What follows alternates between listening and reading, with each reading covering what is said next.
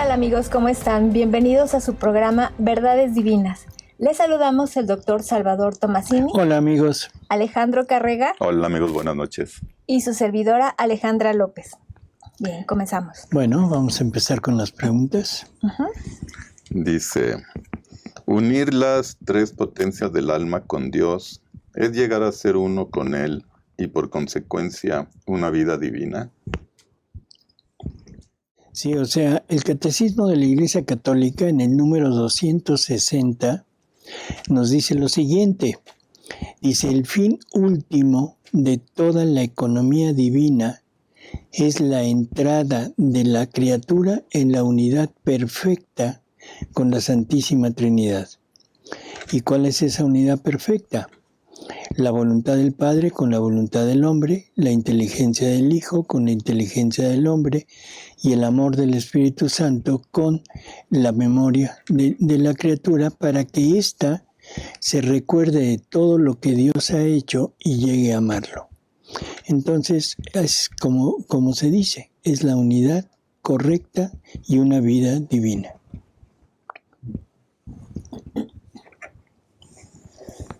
Doctor, ¿hasta que somos bautizados se nos injerta a Jesús? Una pregunta interesante. Jesús es el creador de nosotros. Él es la vida de nosotros, o sea, de Él parte el primer impulso de nuestra vida. De Él parte el impulso de todos nuestros actos. Por lo tanto, Él permanece en nosotros por creación, por redención, por conservación. O sea, Él está continuamente con nosotros. No depende del bautismo, porque todas las personas, o sea, bautizadas o no bautizadas, tienen a Jesús en ellas como principio de vida. Ya después con el bautismo ya es otro paso adelante, ¿sí? Pero todos tenemos a Jesús en nosotros. Nada más. Dice, ver a Jesús sufriente en otros requiere vivir con ellos. Bueno, necesitamos ver a Jesús en todos, necesitamos amar a Jesús en todos. Esto nos obliga a convivir, a tratar con ellos de alguna manera, pero habrá ocasiones, habrá personas con las que uno no pueda entablar una comunicación, entonces vale la pena mejor retirarse para no ocasionarle problemas a la otra persona, pero seguir amando a Jesús que está en las personas, un Jesús glorioso, si es que la persona es buena, santa, un Jesús sufriente si la persona es mala, o un Jesús agonizante si es extremadamente mala y obstinada. O sea, a ese Jesús debemos de amar. Y recordemos el mandamiento, diría yo, que Jesús nos deja, que no solo amar a los que nos aman, sino amar a nuestros enemigos, ¿sí? Así que en todos debemos ver a Jesús y no en todos podremos convivir con ellos, pero seguiremos amándolos, seguiremos amando al Jesús que está en su interior. Sí, porque tan solo en la calle vemos a muchas personas en donde Jesús realmente está sufriendo. Así es. Nos damos cuenta. No necesitamos vivir con ellos. Un Jesús en una persona drogadicta. Un Jesús en una persona, o sea, alcohólica. Un Jesús en una persona adicta al sexo. Una persona adicta al trabajo, al dinero, a la posesión, o sea, todo ese tipo de cosas nos da un Jesús sufriente. Un Jesús agonizante en alguien totalmente malo, ¿qué podríamos poner? O sea, una persona que se dedica a envenenar a otros, una persona que se dedica a asesinar a otros, Y no solo asesinar, sino simplemente hacer sufrir a otros con la única finalidad de beneficio personal. El mundo está plagado de esto. O sea, en realidad tenemos de todos los ejemplos. Aquí en nuestro país lo tenemos a nivel de ¿cómo diríamos? Los grupos de delincuencia organizada y que son verdaderos, pues, ¿cómo decirlo? Bueno, asesinos, esa es la palabra. No creo que haya mucho problema con eso. Tenemos un ejemplo perfecto en la actualidad con la guerra en Israel con los palestinos. ¿Qué hacen los palestinos? Degüellan niños, asesinan, en fin, hacen de todo. Los pobres israelitas, ¿sí?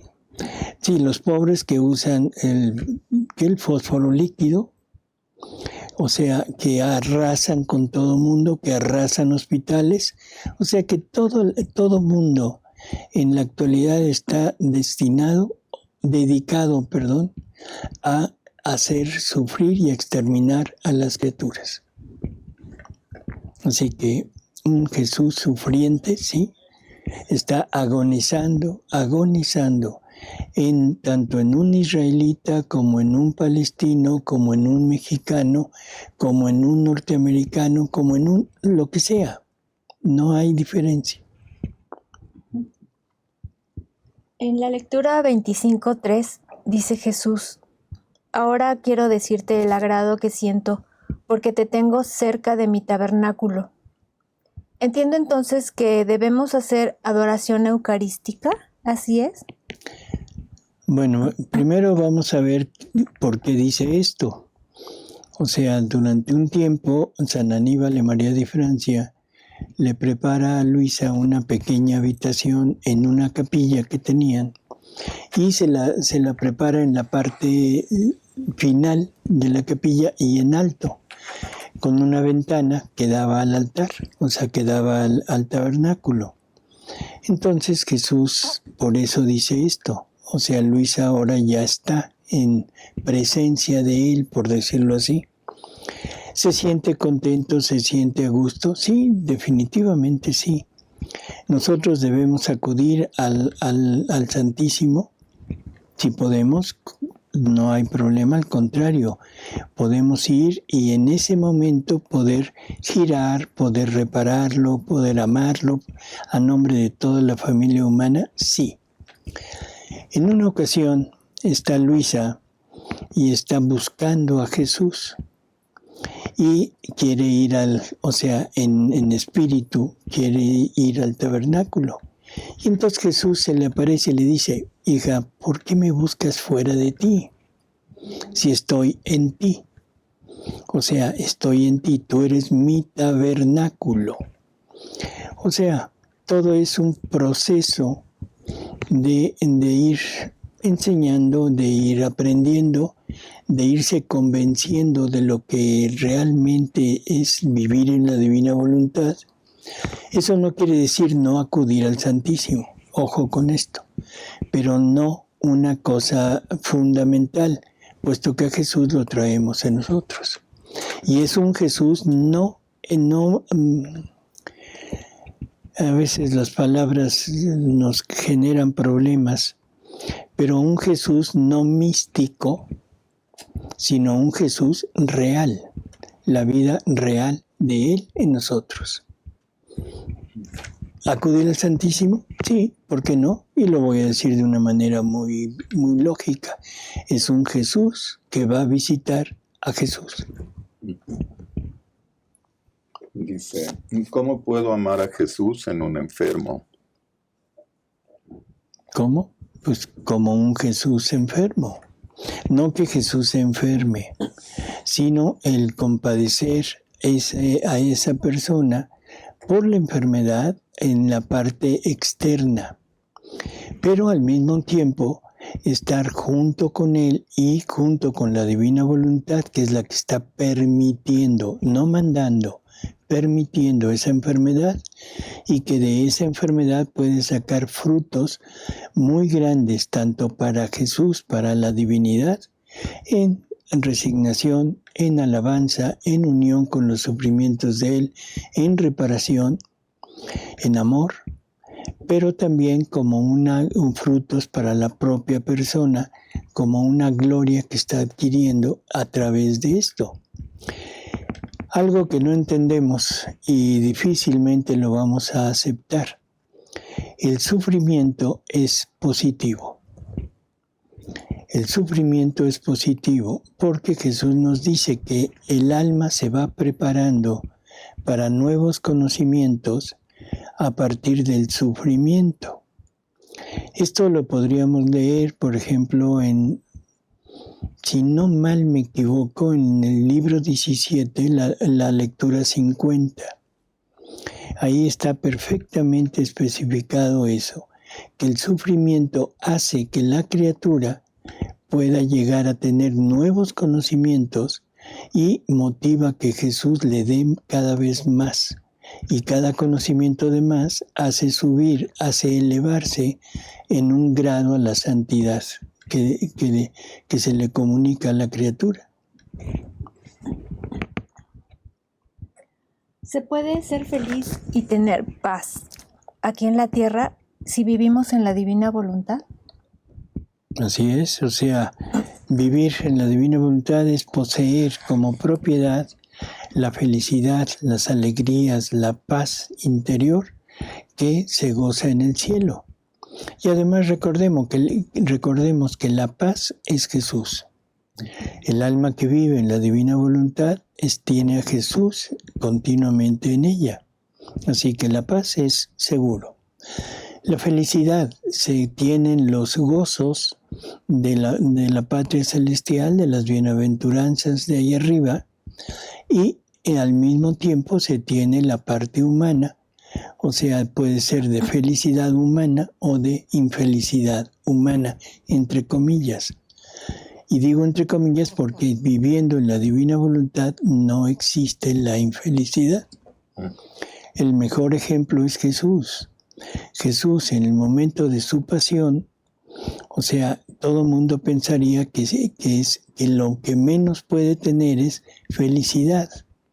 Sin embargo, Él nos lo dice, que esa felicidad interior nunca se apartó de Él. Así que, a ser felices. Sí.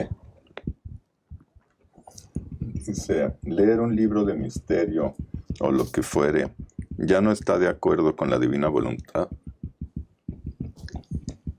Es una pregunta importante, porque a veces pensamos que vivir en la divina voluntad nos debe apartar de todo el demás conocimiento, de todo lo que no sea realmente de Jesús.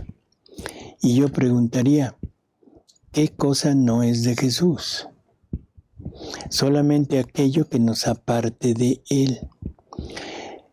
Hay un ejemplo muy claro. En María Valtorta, o sea, Lázaro era un hombre culto, era un hombre al que le gustaba leer no solo de la parte judía, sino le gustaba leer de todas las culturas cercanas. Y un día le pregunta a Jesús y le dice, oye, yo acostumbro leer esto, ¿eso es malo? Y entonces Jesús le hace una pregunta interesante, dice, bueno, ¿con qué motivo o qué es lo que te impulsa a leer? Él le dice que es el conocimiento. Dijo, bueno, no hay problema, con eso no hay problema. El malo sería que vayas en búsqueda de algo que vaya en contra de mí o que vayas en busca de la verdad, cuando que la verdad la tienes en mí. Leer algo que nos pueda enseñar, que nos pueda pues decir cómo viven otras culturas, que al leer algo de ciencia, leer incluso hasta novelas, pero que no sean tendenciosas tratando de apartar a Dios de nuestra vida, no hay ningún problema. El punto, todo depende de mi motivación y depende del tipo de lectura que yo haga. Una lectura de misterio, ¿qué podría tener? Como un entretenimiento. ¿Podríamos poner a Jesús a leer un libro de estos? Yo digo que sería indiferente. Lo más probable es que no sea lo de él, pero tampoco va en contra de él. Así que yo creo que no hay problema. Bueno, y por ejemplo, en una lectura que Jesús dice, yo los quise conquistar con mi amor y no quisieron, ahora tendrá que ser con el terror. Uh-huh. O sea, también es otra forma de conquistar, o sea, no de que él ponga el terror, pero de hacerse a un lado y decir, bueno, conoce el otro lado para que te vengas conmigo, ¿no? Bueno, o sea, exacto. En realidad esa frase es importante. Deberíamos de habernos dejado conquistar por el amor. No lo hemos hecho, hemos estado totalmente ajenos a ese amor de Dios y ahora tiene que usar el terror, tiene que usar no el terror de sobrenatural. Es el conocer la otra parte. El conocer, pero sobre todo sufrirlo. Uh-huh. El terror puede ser una enfermedad, puede ser estar cercano a la muerte, puede ser estar en peligro de perder la vida, puede ser una guerra como hay en la actualidad, las gentes, las personas que están sufriendo este flagelo, yo creo que se acercan mucho a la divinidad, aunque sea por temor. Uh-huh. O sea, porque se están enfrentando a cosas con las que su voluntad no tiene la capacidad de poder enfrentar. ¿Un huracán? Un huracán como esto que acaba de pasar, un terremoto, una erupción, un tsunami, son cosas que el ser humano no tiene la posibilidad de poder resolver. Pero tampoco son cosas naturales. Eso que quede también muy claro. Yo sé que estamos hablando como personas muy, ¿cómo se llama? Fanáticos. Como fanáticos religiosos, que sí lo somos, pero no somos ilusos. Y Jesús nos habla de que el hombre está sufriendo todo por causa del pecado. O sea, la misma naturaleza se revela al hombre para llamarle la atención. Porque si digo castigarlos parece algo punitivo. Y no, Dios no hace algo punitivo. Dios todo lo hace con amor y lo hace en la medida que lo necesitemos para reaccionar y voltear la vista hacia Él. ¿Qué mejor que el peligro de muerte? Cualquiera que está en peligro de muerte inmediatamente invoca a algo, no necesariamente a alguien, sino a algo superior a él. Entonces ese algo superior a él es Dios. Es que la creación está hecha para servirnos y entonces si estamos unidos a Dios, la creación nos consiente. Pero si estamos rebelados contra Dios, la creación nos ayuda a llevarnos hacia Dios con huracanes, con terremotos y con todo eso. Y eso debería de ser, o sea, en forma general, ¿no? En forma particular, o sea, cuando unos son buenos, otros son malos, cuando la mayoría son malos, bueno, sufren buenos por malos. O sea, y eso se considera como un martirio, como un ofrecimiento, y listo, es como por ejemplo, en México, en la guerra de los cristeros, o sea, ¿qué pasó? Muchos católicos, buenos, héroes, mártires, ofrendaron su vida, ¿sí? Y eso logró aparentemente nada más la paz en un momento dado, esa amnistía que hubo. Pero en realidad es sangre que sirvió de abono y que ahora en esos lugares donde hubo más muertes, donde hubo más sufrimiento, el resurgimiento es mayor que en el resto de la República. Así que yo creo que esto debemos verlo y entender que no es castigo en el sentido punitivo otra vez, sino es por amor para regresar a Él. Y aún el martirio no queda inútil, sino sirve como abono para nuevas vocaciones. Y regresando a la pregunta, si leer el libro de misterio está de acuerdo con la divina voluntad, yo creo que tenemos tanto material para leer.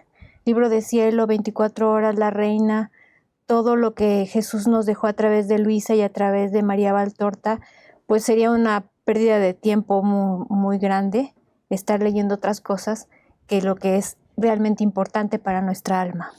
Totalmente de acuerdo, pero eso no quita el hecho de que no sería salirte. O sea, porque la pregunta es esa, ¿no? Si leo esto, ¿me salgo? No. O sea, simplemente estamos poniendo una pausa, si quieren, y estamos perdiendo actos, si quieren, pero no me salgo. Pero también en cosas del mundo se puede aprender divina voluntad. Sí. O sea, todo lo que nosotros hagamos con el espíritu de estar en esta divina voluntad ayuda. El libro de misterio, el libro de este tipo de literatura, ¿nos puede ayudar? Yo digo que a lo mejor, si es que es algo que nos oriente hacia Dios. Si no, simplemente ni me orienta ni me desorienta. Eso sí, hay que buscar que no vayan en contra de Dios. Voy a decir No, mejor así. Listo. Bien. Doctor, ¿cuál es la voluntad del Padre para nosotros? Interesante. Voy a hablar un poquito de lo que dijimos en el retiro anterior de Monterrey. Nosotros pensamos que tenemos una cierta finalidad en este mundo y que esa finalidad la debemos buscar nosotros, esforzarnos por nosotros, en fin, lograr progresar en este mundo, que ese es el punto principal. Entonces la pregunta es, bueno, ¿y Dios qué? ¿En dónde queda Dios?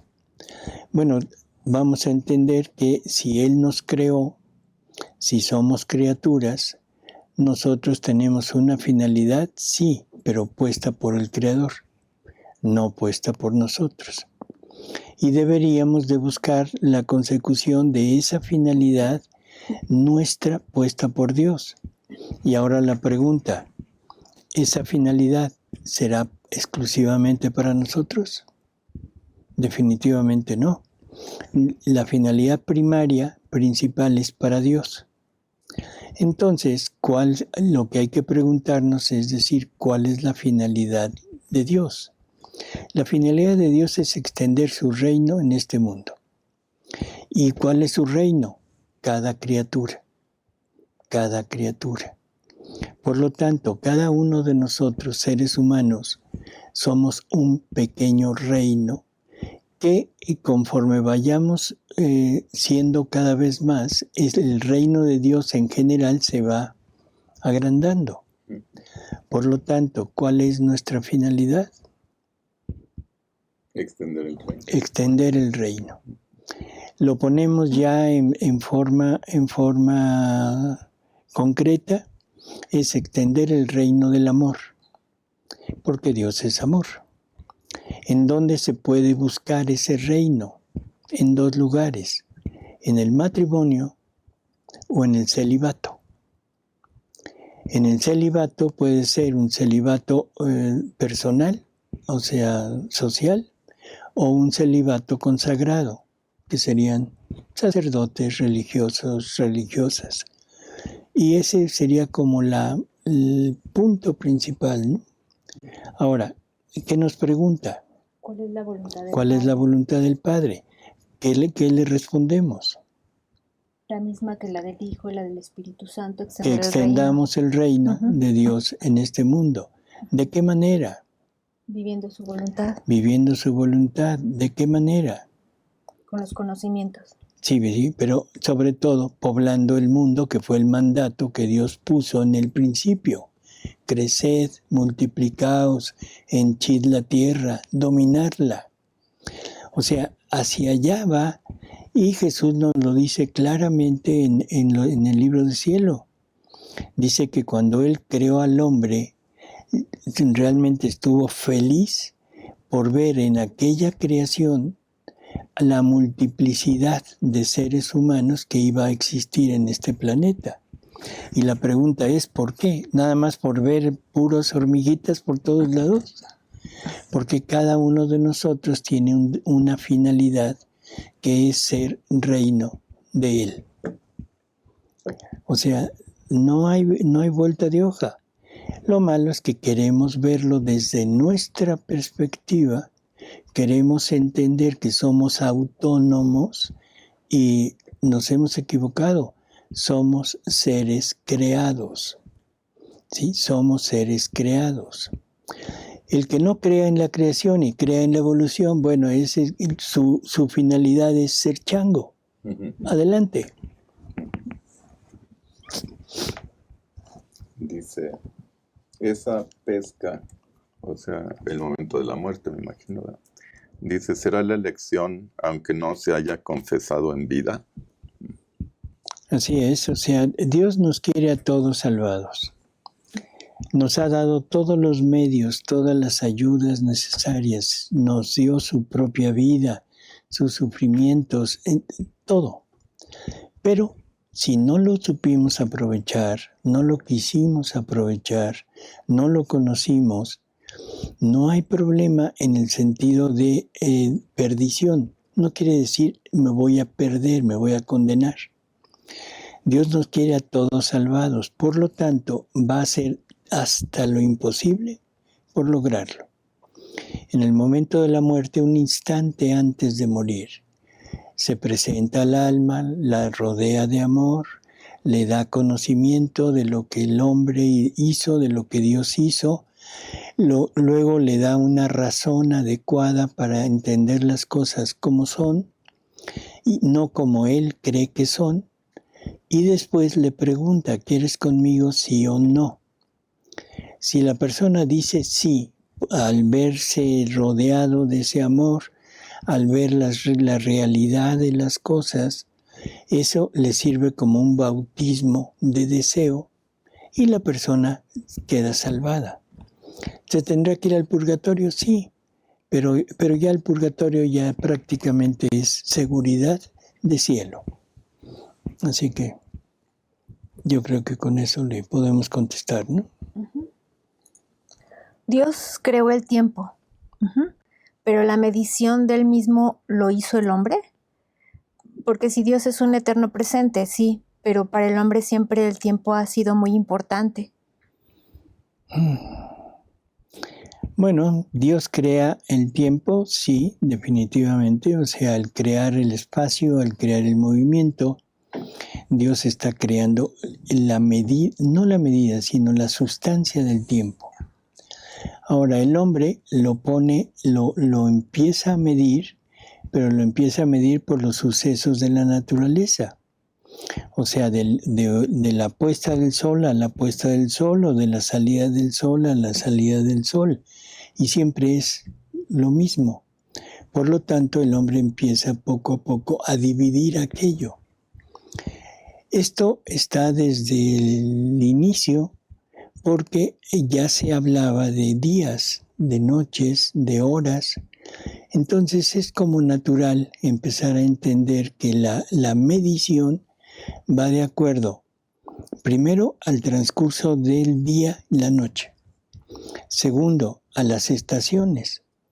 ¿Por qué? Porque existe una primavera, un verano, un otoño y un invierno. Se empieza a ver cuántos días, cuántas semanas, cuánto tiempo pasa entre uno y otro.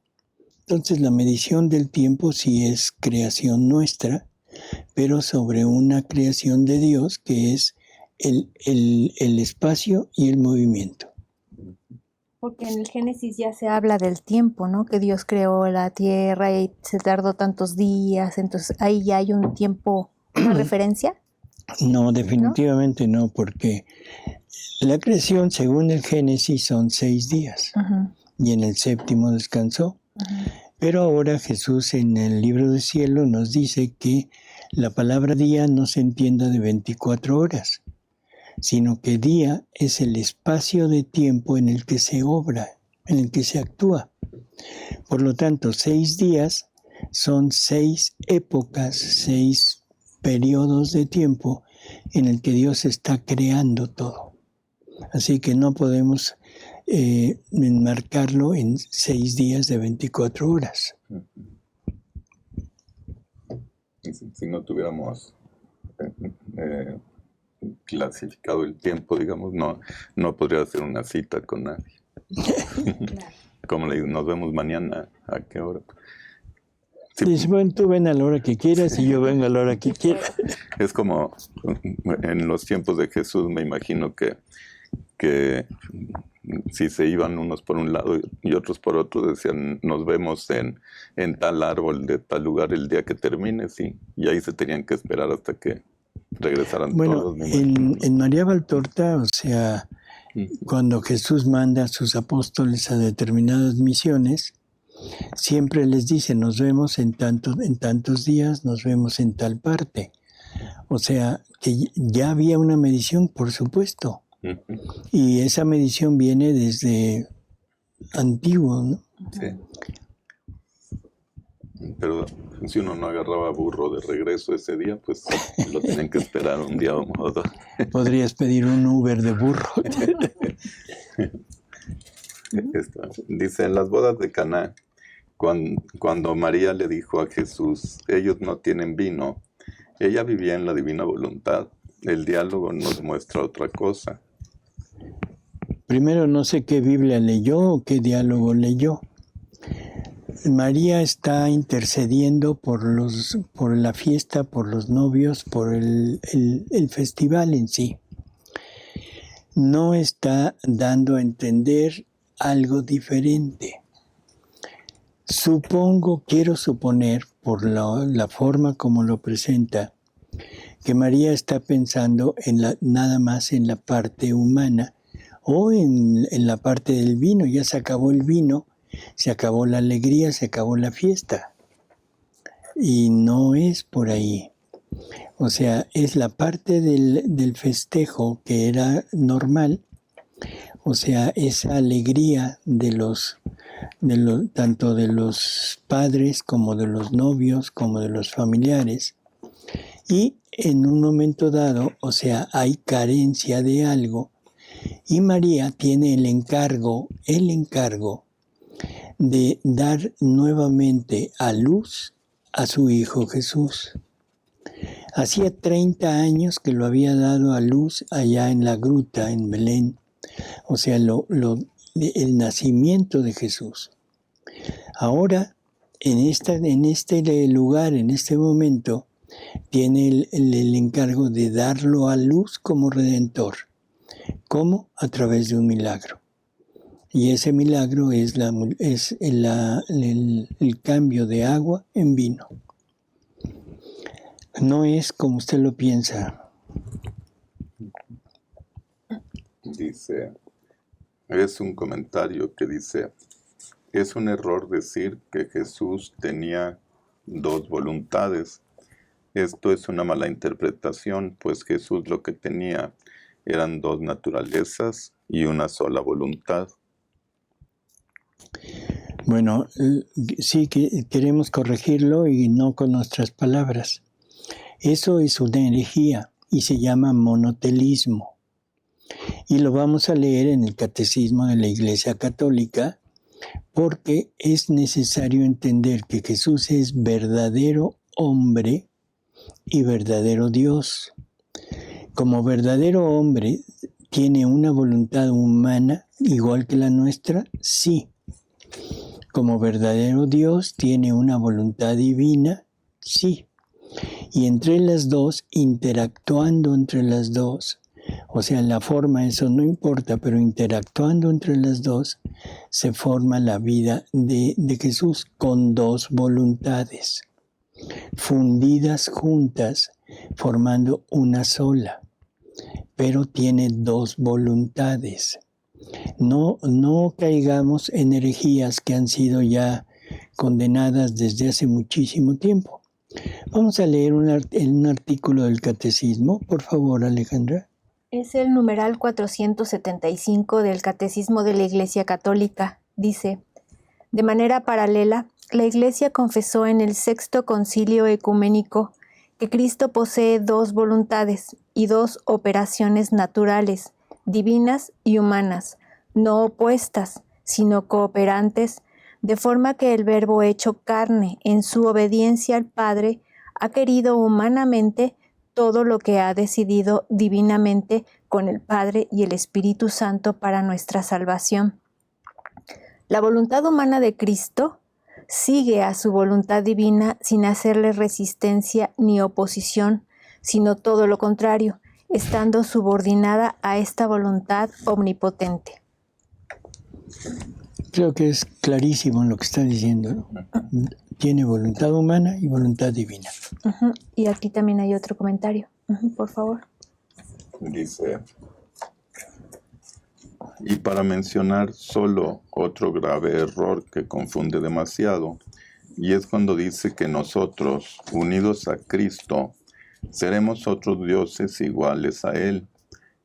Eso es un terrible error, pues Dios solo hay uno en tres personas, y es la Santísima Trinidad.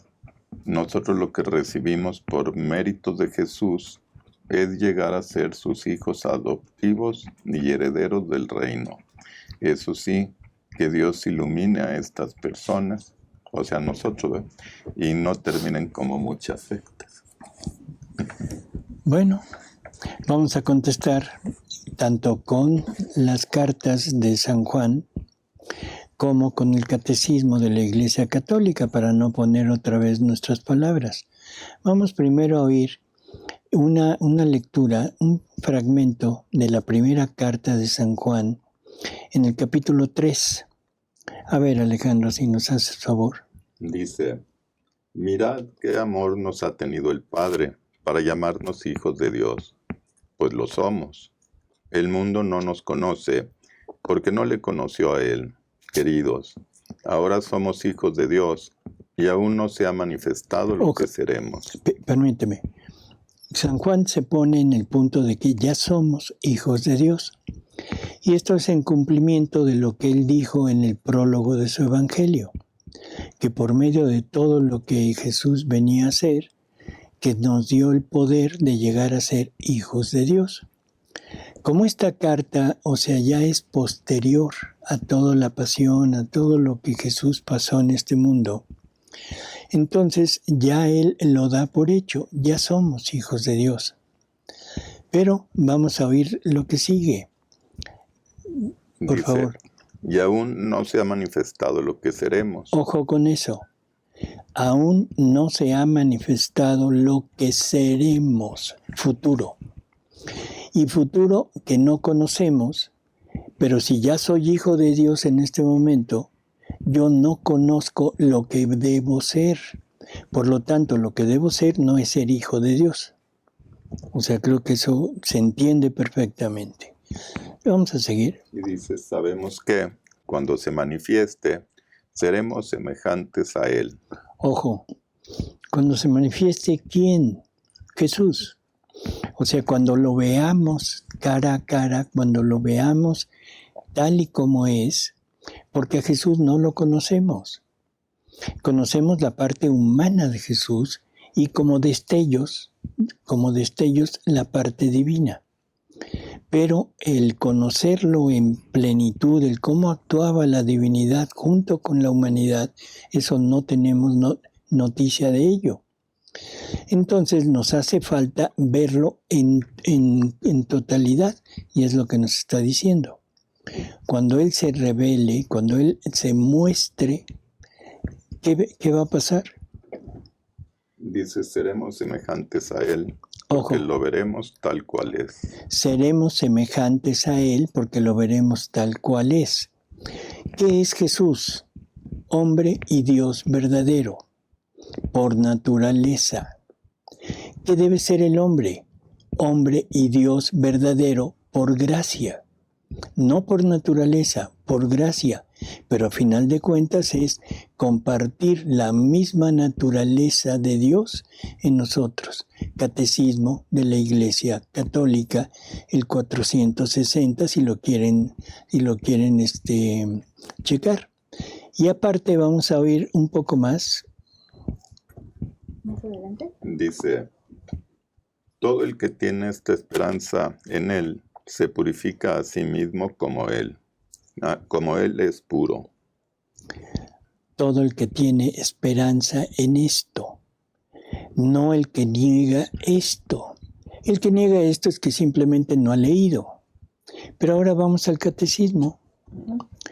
En el numeral 460 del Catecismo de la Iglesia Católica nos dice: el Verbo se encarnó para hacernos partícipes de la naturaleza divina. Ojo, lo que decíamos. ¿Qué es la naturaleza? ¿Qué es? ¿Qué es la naturaleza? Su esencia, Su esencia. O sea, cuando preguntamos, es la respuesta a la pregunta ¿qué es? Si yo veo un animal, yo veo un perro y digo ¿qué es? Es un animal. Si veo un león, ¿qué es? Es un animal, es en forma genérica. Si veo una hormiga, ¿qué es? Un animal. O sea, abarca toda una serie de seres, aunque son diferentes, pero que comparten una misma naturaleza. Si yo veo un árbol y pregunto ¿qué es? ¿Qué se contesta? Es un vegetal. Yo veo una planta de maíz y digo ¿qué es? Vegetal. Si veo una hierba de pasto, veo un trébol, una flor, ¿qué es? Vegetal. O sea, diferentes especies, diferentes formas, diferentes oficios, pero todos con la misma naturaleza, vegetal. Si yo veo a Alejandro, veo a Alejandra, veo a Paris, veo a Emeta, o sea, y pregunto, ¿qué son? ¿Qué digo? Humanos. Seres humanos, una misma naturaleza. Entonces, cuando decimos ¿qué es Jesús? ¿Qué respondo? Verdadero hombre y verdadero Dios. Verdadero hombre y verdadero Dios. Ahora, esto nos lo va a compartir a nosotros a través de su presencia, a través de su voluntad, a través de confiarnos todos sus atributos, sus obras, todo. No habrá diferencia entre Él y nosotros. Quizá una diferencia cuantitativa, pero no cualitativa. O sea, cualitativamente seremos igual, cuantitativamente probablemente no. No abarcaremos a todo Dios, pero cualitativamente sí. Entonces vamos a seguir escuchando este artículo del Catecismo. Porque tal es la razón por la que el Verbo se hizo hombre, y el Hijo de Dios, Hijo del hombre, para que el hombre al entrar en comunión con el Verbo y al recibir así la filiación divina, se convirtiera en Hijo de Dios. Esto tiene cola, como se dice normalmente. Vamos leyéndolo despacito. Porque tal es la razón por la que el Verbo se hizo hombre. Tal es la razón. La razón de la encarnación no es la redención. Eso que quede muy claro. No es la redención, sino es llegar a ser igual al hombre, al ser humano, hacerlo igual a él. ¿Y eso por qué? Muy sencillo, porque ahora lo que Dios quiere, que concuerda con lo que habíamos dicho al principio, es extender su reino. Y su reino se tiene que extender en la criatura. Y su reino es formar tantos Jesús como criaturas haya. Así que yo creo que vamos entendiendo un poquito. ¿Quién dijo esto? San Atanasio. ¿Sí? No es dicho nada más por alguien, no es una idea. Es un padre de la Iglesia que dice esto. Vamos a seguir. Y el Hijo de Dios, Hijo del Hombre, para que el hombre, al entrar en comunión con el Verbo y al recibir así la filiación divina, se convirtiera en Hijo de Dios. Falta lo de Santo Tomás, ¿no? Porque el Hijo de Dios se hizo hombre para hacernos Dios. Sí, esto lo pone Santo Tomás de Aquino. Yo creo que con esto es suficiente para entender que al final seremos igual que Él. Y vuelvo a repetirlo, cualitativamente, no cuantitativamente. La siguiente. Ya, terminamos ya, doctor. Bueno, esta última pregunta es importante. Y sobre todo, o sea, se necesita tener un poquito de apertura, ¿sí? Apertura mental, para no cerrarnos en definiciones, en conceptos anteriores que no tienen la plenitud del conocimiento. Y no es que nosotros la tengamos, o sea, que quede muy claro, no estamos diciendo que nosotros tenemos algo. Simplemente estamos repitiendo lo que la Iglesia dice, Catecismo de la Iglesia Católica, lo que la Biblia dice, Cartas de San Juan. Así que yo creo que es simplemente desconocimiento. Por favor, cuando tengan dudas de este tipo, o sea, vamos a enterarnos, vamos a leer o a preguntar, pero no en el sentido que lo está preguntando, que nos está diciendo que debemos cambiar, que nos está diciendo que nos podemos volver secta. Lo que está usted diciendo es que la Iglesia se convertirá en secta. Totalmente absurdo. Hasta luego, amigos. Hasta luego también a ustedes, quien sea.